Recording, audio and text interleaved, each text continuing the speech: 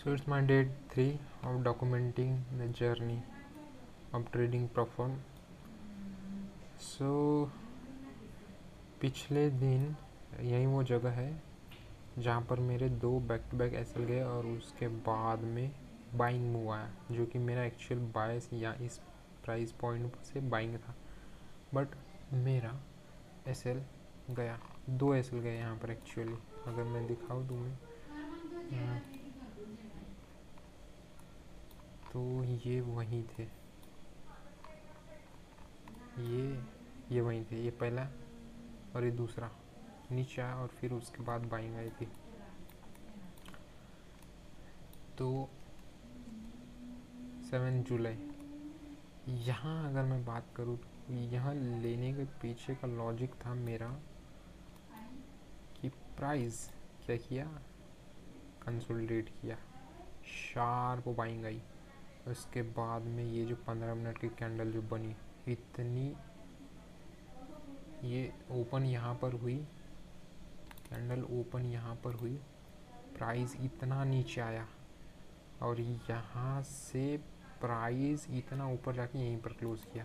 तो अगर प्राइस में इतनी बियरिश, इतना स्ट्रेंथ सेलिंग प्रेशर होता तो प्राइस यहाँ पर क्लोज कर देता, बट ये एक्यूमुलेट किया, लिक्विडिटी सपोर्ट के स्विप किया, प्राइस शार्प बाइंग हुआ है यहाँ तक, और फिर प्राइस ने जब रिट्रेस किया तो यहाँ इस पॉइंट से यहीं पर क्लोजिंग किया, जो कि 21 EMA के ऊपर किया। प्लस उस टाइम मेरा बाइंग व्यू था, बट जब ये EM15 पर इतनी रेट के अंदर यहाँ तक आई तो मैं सोचा कि आज ट्रेड नहीं मिलेगा, बट इसने जब क्लोजिंग की तो देख रहे हो कि इतना बाइंग प्रेशर के साथ यहाँ पर क्लोजिंग किया।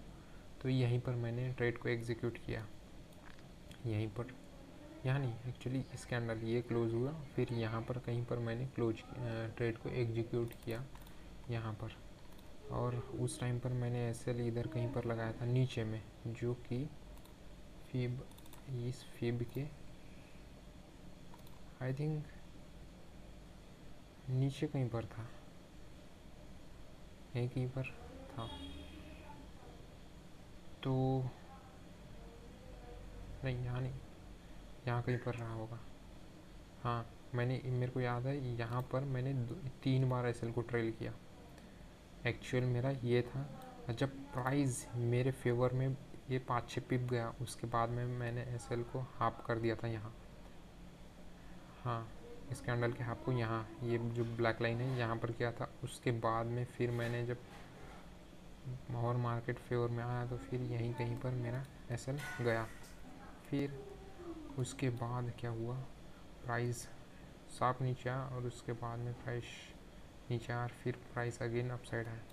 इसको हाई टाइम फ्रेम पर मैंने देखा था तो 4H की डीलिंग रेंज मार्क किया था मैंने, फिब, ये फिब और ये देख, ये यहाँ पर देखा था मैंने 0.5 और 0.6, इस लेवल से शार्प बाइंग आया, स्ट्रक्चर शिफ्ट आया, प्लस ये कैंडल क्लोज हुई तो यहीं से मेरा अपसाइड बाइंग का व्यू आया था, जो कि प्रीवियस है बाइंग साइड था।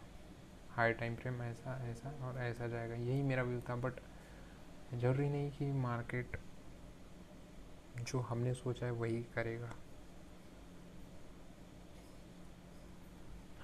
तो मार्केट है, he can do whatever it wants to do. तो एसएल गए तो यही थे 2 ट्रेड,